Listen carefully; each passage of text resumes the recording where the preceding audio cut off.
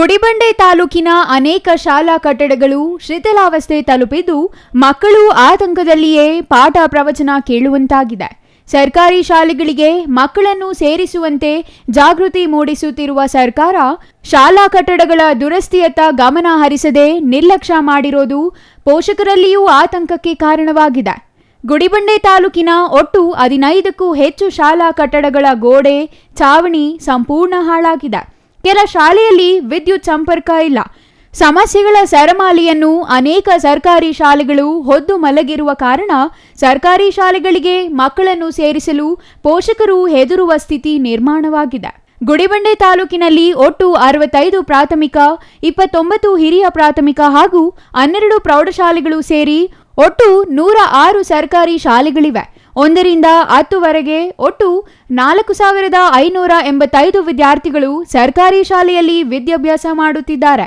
ಇದರಲ್ಲಿ ಶಿಥಿಲಗೊಂಡು ಅಪಾಯದ ಸ್ಥಿತಿಯಲ್ಲಿರುವ 12 ಪ್ರಾಥಮಿಕ ಶಾಲಾ ಕೊಠಡಿಗಳು, 12 ಪ್ರೌಢಶಾಲಾ ಕೊಠಡಿಗಳು ಅಪಾಯದ ಅಂಚಿನಲ್ಲಿರುವ ಶಾಲೆಗಳಾಗಿವೆ.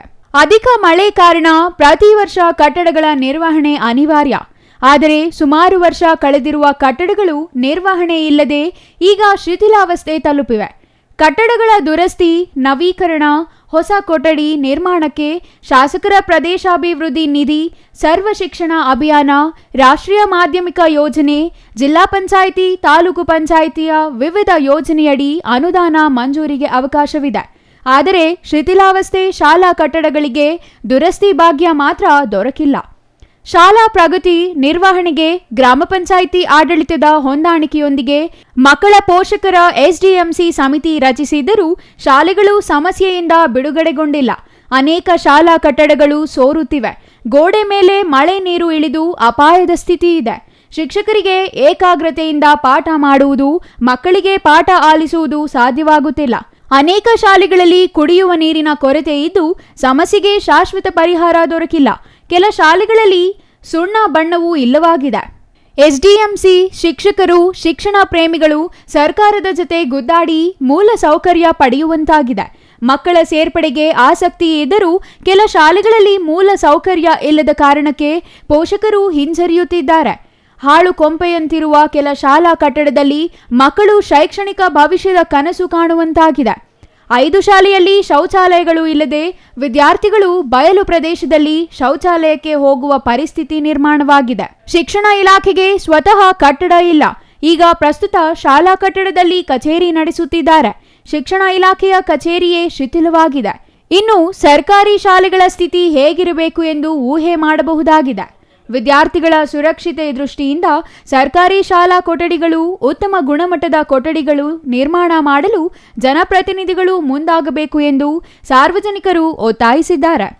ಸಾಕಷ್ಟು ಬಾರಿ ಇಲ್ಲಿರ್ತಕ್ಕಂತಹ ನಮ್ಮ ಜನಪ್ರತಿನಿಧಿಗಳಿಗೂ ಹೇಳಿದ್ದೀವಿ, ಅಧಿಕಾರಿಗಳಿಗೂ ಹೇಳಿದ್ದೀವಿ, ತಾಲೂಕು ಮಟ್ಟದಲ್ಲಿ ನಮ್ಮ ಶಾಸಕರ ಗಮನಕ್ಕೆ ಕೂಡ ತಂದಿರ್ತೀವಿ.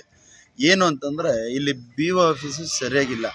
BO ಆಫೀಸನ್ನ ಸಪ್ರೇಟ್ ಮಾಡಬೇಕು, ಒಂದು ಆಫೀಸನ್ನು ತೆರಿಬೇಕು ಅಂತಂದ್ರೆ ಈಗಿನವರೆಗೂ ಕೂಡ ಅವ್ರ ಕೈಲಿ ಆಗಿಲ್ಲ ತೆಗಿಯೋದಕ್ಕೆ.